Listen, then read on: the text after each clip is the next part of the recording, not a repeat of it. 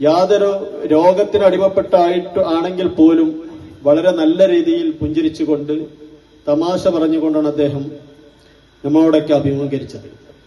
ഒരുപാട് നല്ല സുഹൃതങ്ങൾ സമ്മാനിച്ച കമ്മുക്കുട്ടി മാസ്റ്ററുടെ ജീവിതം മോഹൻ മാഷോടെ പറഞ്ഞ പോലെ മലപ്പുറം ജില്ല ഒരു പ്രത്യേക രാജ്യമാണെന്നൊന്നും പറയാത്ത ഒരു കാലഘട്ടത്തിലൂടെ കടന്നു പോകേണ്ട ഈ മലപ്പുറം ജില്ലയിൽ ജീവിക്കുന്ന കമ്മുക്കുട്ടി മാസ്റ്റർ, മോഹൻ മാസ്റ്റർക്ക് അടക്കമുള്ള ഈ എടയൂർ പഞ്ചായത്ത് അല്ലെങ്കിൽ മലപ്പുറം ജില്ലയിൽ കമ്മുക്കുട്ടി മാസ്റ്റർ വീട്ടില് പെരുന്നാൾ ഭക്ഷണമുണ്ടെങ്കിൽ മോഹൻ മാസ്റ്റർ വന്ന് കഴിക്കുകയും മോഹൻ മാസ്റ്റർ വീട്ടിൽ ഓണസദ്യ ഉണ്ടെങ്കിൽ അവിടെ പോയി കമ്മുക്കുട്ടി മാസ്റ്റർ കഴിക്കുകയും ചെയ്യുന്ന ഒരു അന്തരീക്ഷത്തിലൂടെ നീങ്ങുന്ന മലപ്പുറം ജില്ലയിൽ ജീവിക്കുന്നവരാണ് നമ്മളെല്ലാവരും.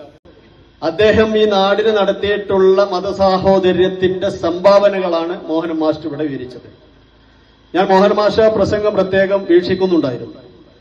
നമ്മൾക്ക് ഒരുപക്ഷെ പറയാൻ മടിക്കുന്ന കാര്യങ്ങൾ പോലും മോഹൻ മാസ്റ്റർ വായിൽ നിന്ന് വന്നപ്പോൾ നമ്മൾക്ക് അതിൽ സന്തോഷം തോന്നിയിട്ടുണ്ട്.